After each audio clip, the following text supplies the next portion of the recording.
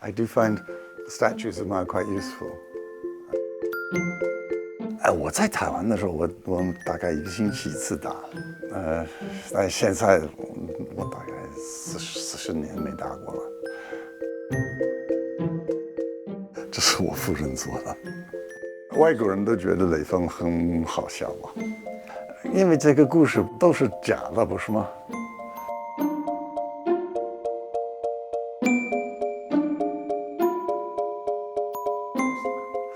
我是1979年开始在外交部开始的。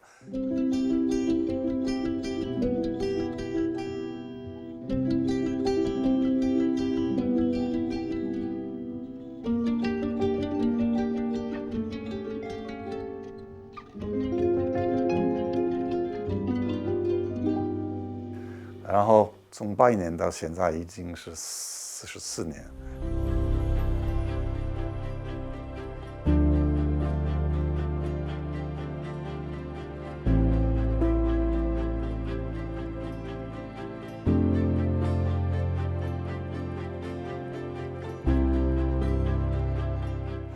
共产党不是一个好的组织吧？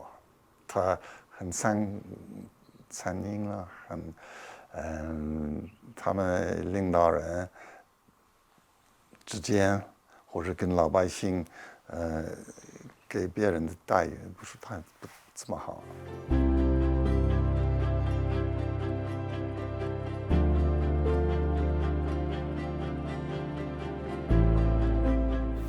But just saying, this is the JLG chess set of Jack May. So you'll recognise, Chris Parton, Deng Xiaoping, those others. That's fantastic.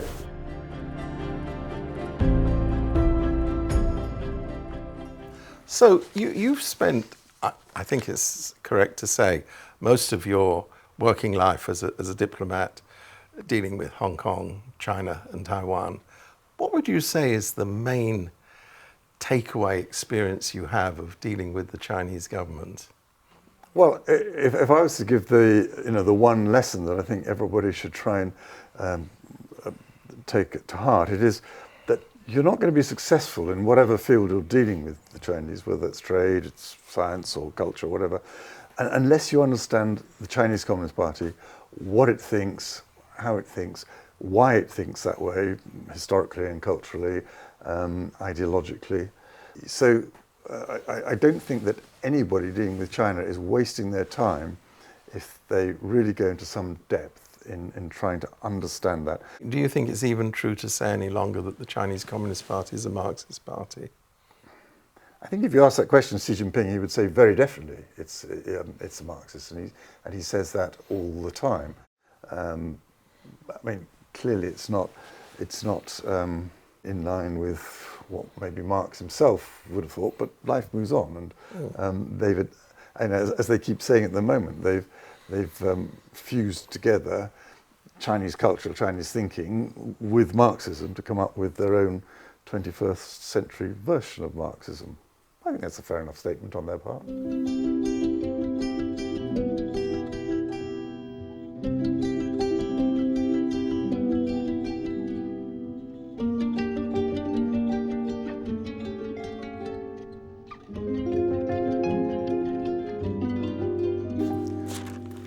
They'll be there somewhere, but oh, is that my wife and I? 我头一次我是85年初的1月份去了，后来我是87年7月份离开大使馆。These are days when there were no cars or very few. There's wonderful kites in Tiananmen. Everybody just went there on a Sunday afternoon, or and fly kites and play around. You can't do that now. 我们在北京的时候啊，我就买了一些很多，就是毛香啦，周恩来。习近平只有一个吗？好像只有一个吧。那他不是最重要的吗？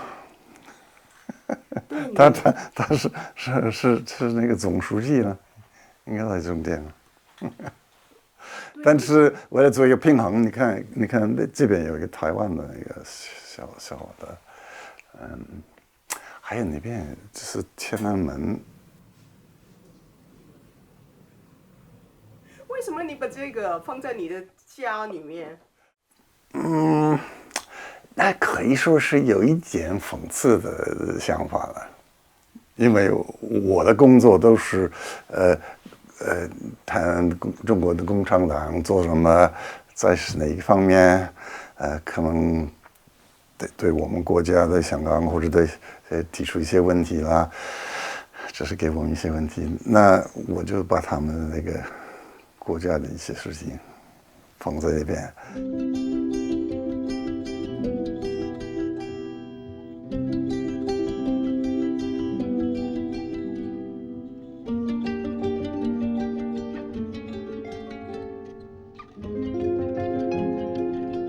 Chinese investment in Britain is minuscule. It's very small. If you look at Office of National Statistics official figures, they put it as the stock of the totality of foreign investment in the UK, the stock, over the last 25 years, they put it at 0.2%. Chinese investment is not a charity, it's there, from their point of view, aimed at things that they want, and often the things that they want are high tech. And in this world where we have to be increasingly careful because there is a science and technology war, there is a struggle going on. Chinese say so, and they say that science and technology is the number one area of that.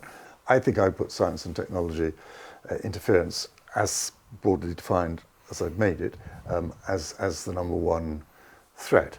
I think we've got to be very alert about political interference, and certainly you can see that there's been a lot of effort into that, whether you talk about the Christine Lee case and giving one of our... So this is the lawyer who is part of the China United Front organizations. Correct. And people should ask themselves, why would she, or rather why would Beijing, because it was Beijing money funneled through Hong Kong, give £500,000 to the person who might have ended up in the new government as the Minister of Trade, or whatever. This sort of effort by the United Front is, and the espionage services, is very great. What the United Front strategy says is you identify the main enemy and you attempt to move those who are on the side of the main enemy to a neutral position, and those who are in a neutral position to a pro-Communist Party position.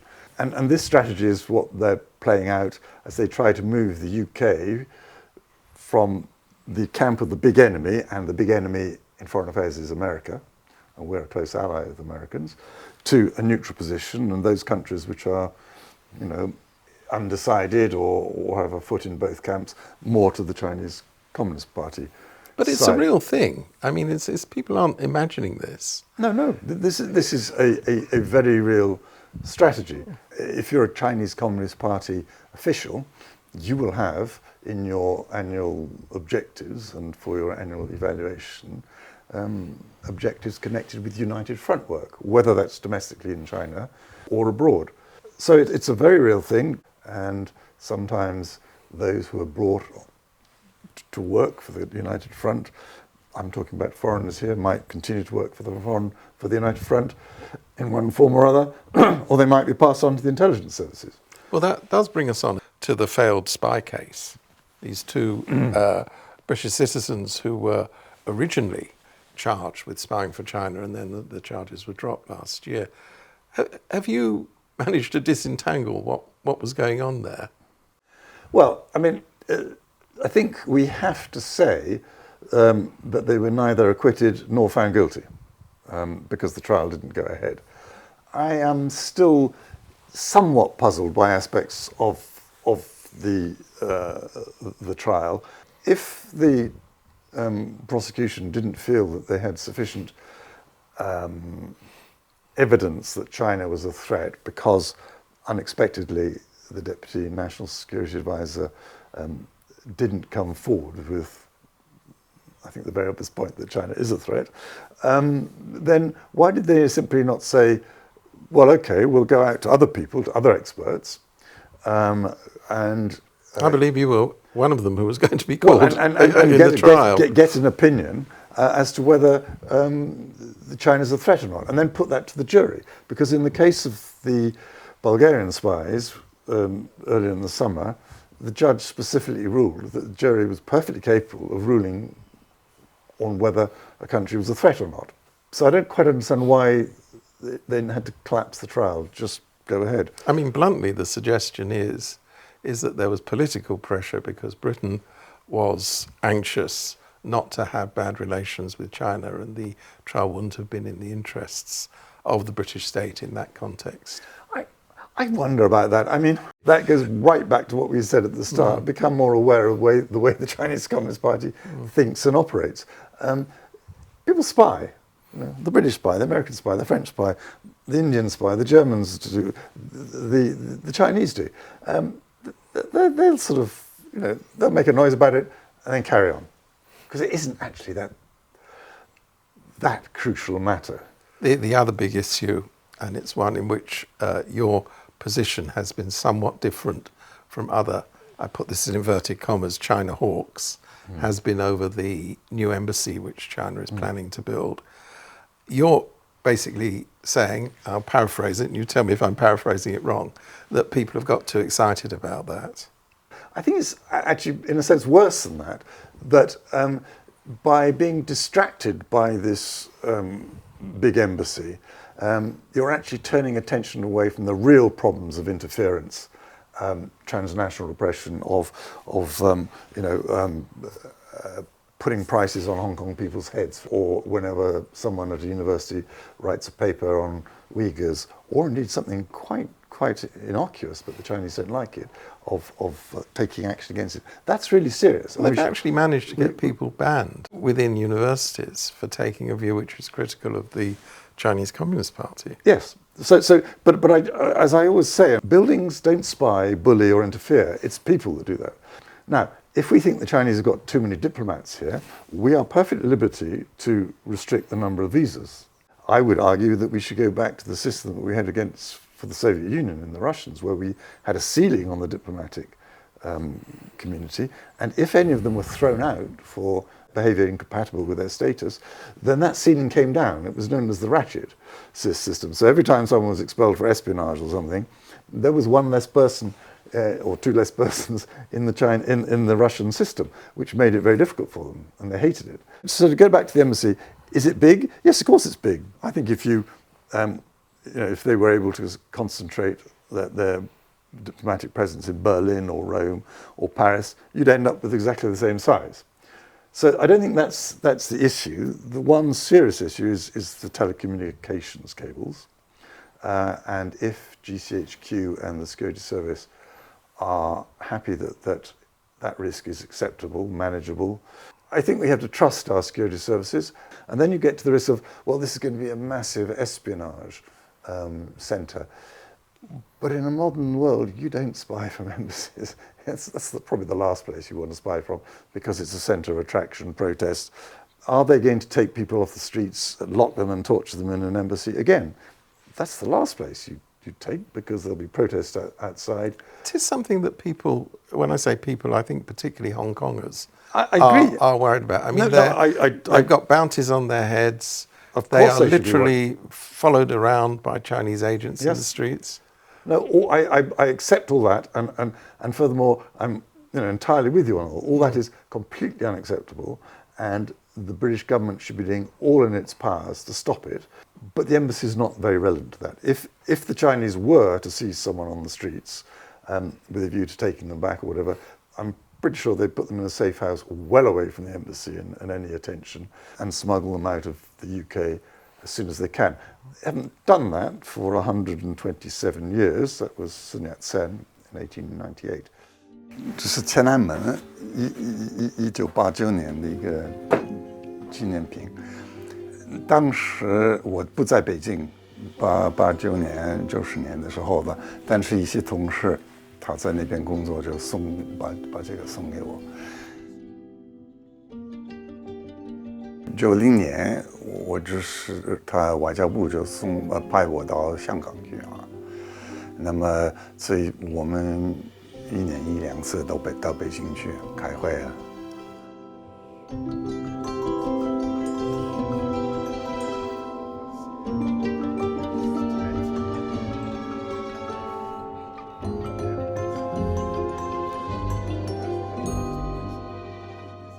我在那边4年，我在联络小组工作，中方的那些官员对他们的制度、他们的这个领导人不是太满意，可以这么说啊。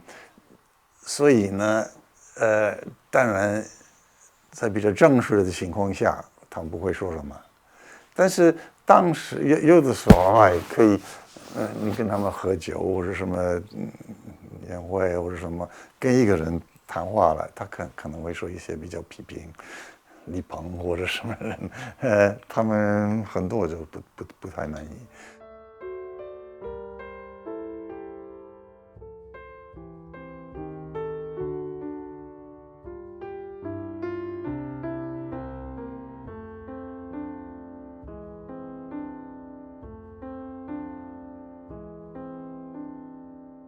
从中国共产党的历史，特别是那些比较早的那个历史，共产党不是一个好的组织吧？它很残忍了，